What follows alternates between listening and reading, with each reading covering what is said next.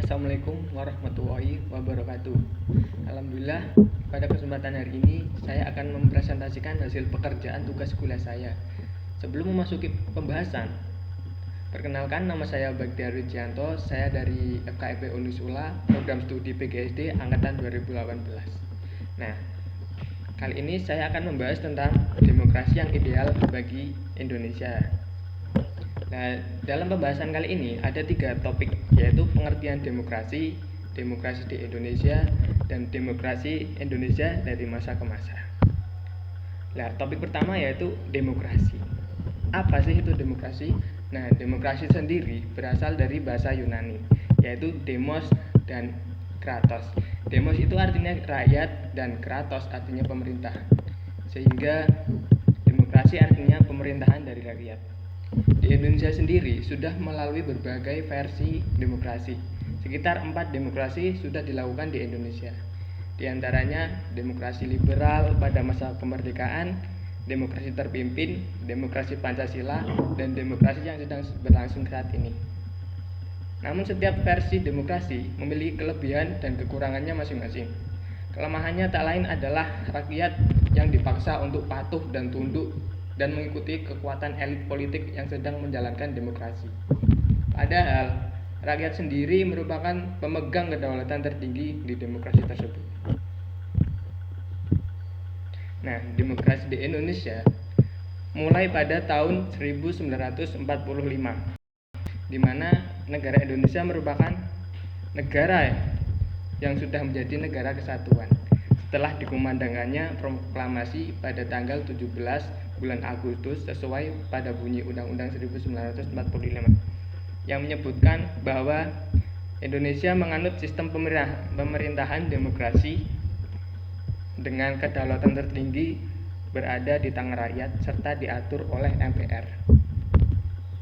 Nah, macam-macam demokrasi di Indonesia ada 5. Yang pertama, demokrasi pada masa revolusi kemerdekaan.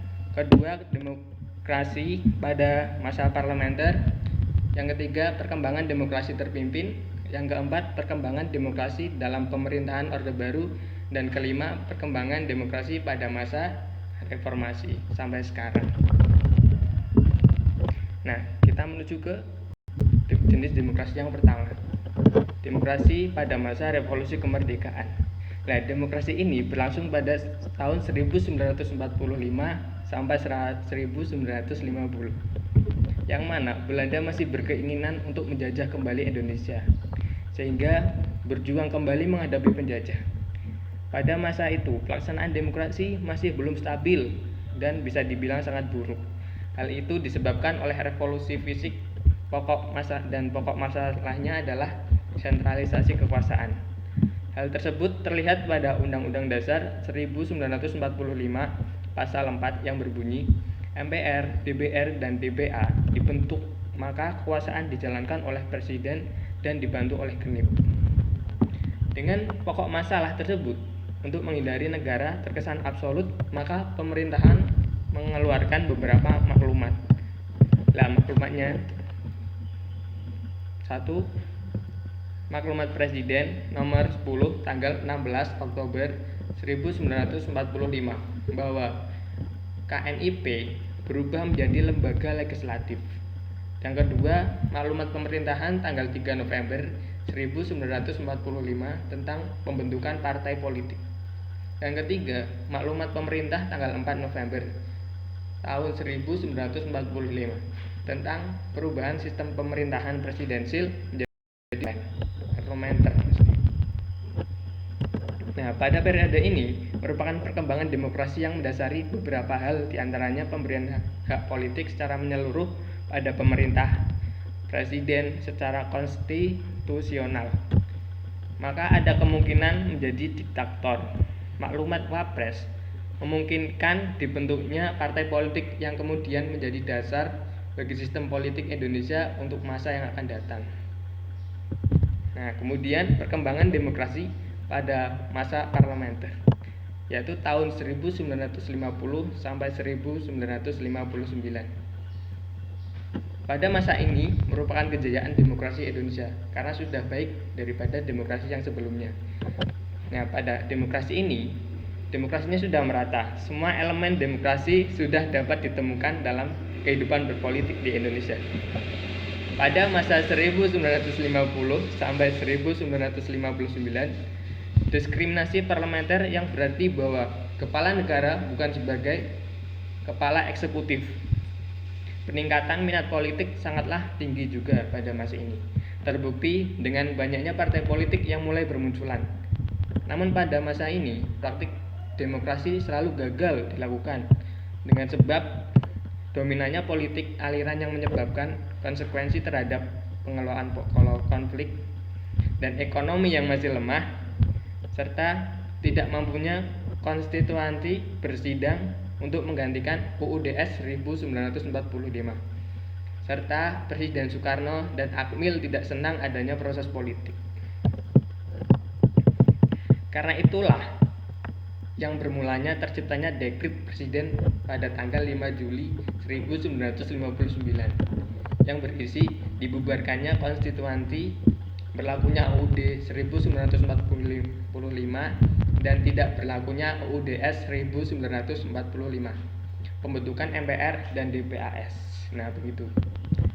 Nah, kemudian perkembangan demokrasi terpimpin pada 1959 sampai 1965. Pada masa ini, kekuatan nasional sangatlah progresif revolusioner dengan berporoskan Naskom, dengan ciri presiden bersifat diktator, serta dihapusnya partai politik dan berkembangnya PKI. Sejak berakhir pemilu pada 1955, Presiden Soekarno tidak senang dengan partai-partai politik karena mereka berorientasi pada kepentingan ideologinya masing-masing dan kurangnya memperlihatkan kepentingan politik nasional. Presiden Soekarno juga melontarkan gagasan bahwa demokrasi parlementer tidak sesuai dengan kepribadian bangsa yang dijiwai oleh Pancasila. Pada masa demokrasi terpimpin, terdapat beberapa penyimpangan, diantaranya 1. Melemahnya sistem politik, pimpinan politik banyak dipenjara. Yang kedua, jaminan hak asasi manusia lemah. Yang ketiga, sentralisasi kekuasaan. Yang keempat, politik luar negeri memihak ke blok timur. Dan setelah terjadinya peristiwa G30 September 1965 oleh PKI, menjadi tanda akhir bahwa pemerintahan Orde Lama. Kemudian perkembangan demokrasi dalam pemerintahan Orde Baru.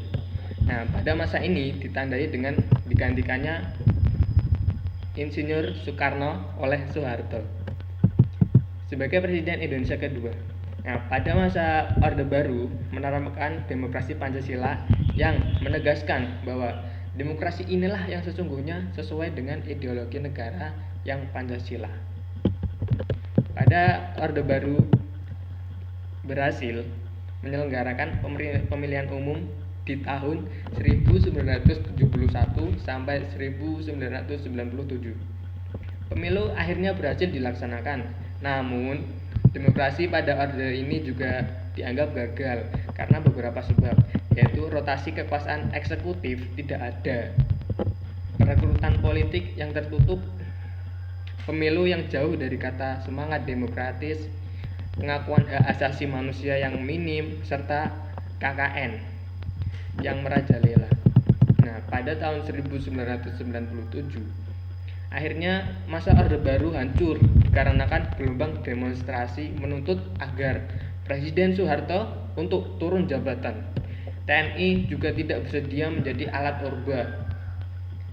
Terjadinya krisis politik, hancurnya ekonomi nasional. Kemudian demokrasi pada masa reformasi hingga sekarang. Sejak berakhirnya Orde Baru dan lengsernya Soeharto, Indonesia memasuki kekuasaan kenegaraan yang baru sebagai hasil dari reformasi yang dijalankan oleh berbagai elemen masyarakat dan negara yang berlaku.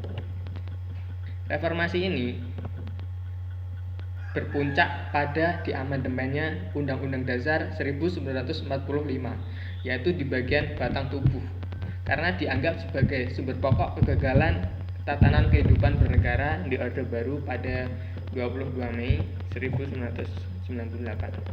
Nah, pada tanggal 22 Mei 1998 merupakan masa berakhirnya masa Orde Baru yang ditandai penyerahan kekuasaan Presiden Soeharto ke wakilnya, yaitu B.J. Habibie, yang mana merupakan masa reformasi berusaha membangun kembali kehidupan bernegara demokratis. Nah, pada masa ini dikeluarkan beberapa ketetapan, yaitu ketetapan MPR RI nomor 10 tentang pokok-pokok reformasi. Kemudian ketetapan nomor 7 MPR tentang pencabutan MPR tentang referendum. Kemudian ketetapan MPR RI nomor 11 tahun 1998 tentang negara yang bebas KKN. Kemudian ketetapan MPR RI nomor 13 tahun 1998 tentang pembatasan masa jabatan presiden dan wakilnya. Amandemen UUD 1945 sudah sampai amandemen 1, 2, 3, dan 4. Serta berhasilnya menyelenggarakan pemilu sebanyak 2 kali, yaitu tahun 1999 dan 2004. Nah, begitu yaitu demokrasi di Indonesia. Nah, kesimpulannya, demokrasi merupakan sebuah sistem politik kepemerintahan dengan tujuan agar tatanan warga negara dengan menciptakan sebuah undang-undang untuk ditaati. Indonesia sudah melalui berbagai versi demokrasi. Dari tiap versi memiliki kelemahan dan kelebihan yang berbeda. Nah, dari beberapa versi, demokrasi pada reformasi yang paling berlaku, paling lama, dan tanpa perubahan yang signifikan. Bahkan hingga sekarang, demokrasi masa reformasi tetap dengan beberapa amandemen undang-undang dan penyempurnaan aturan-aturan pemerintah yang ditertibkan agar sesuai dengan kondisi bangsa dari masa ke masa. Nah, pelaksanaan demokrasi sendiri bisa dibilang kurang baik lah dan perlu ditingkatkan. Salah satu langkahnya adalah penanaman nilai-nilai demokrasi secara individu, serta harus selalu melakukan pembenahan dari segala bidang dan koreksi reformasi. Dengan cara ini, maka segala hal kegiatan dari praktik demokrasi dapat direalisasikan dengan baik dan kegagalan dapat dihindari. Sekian dari saya, terima kasih. Sebelumnya saya minta maaf jika ada kesalahan, karena ini juga pertama kali saya merekam video. Terima kasih. Assalamualaikum warahmatullahi wabarakatuh.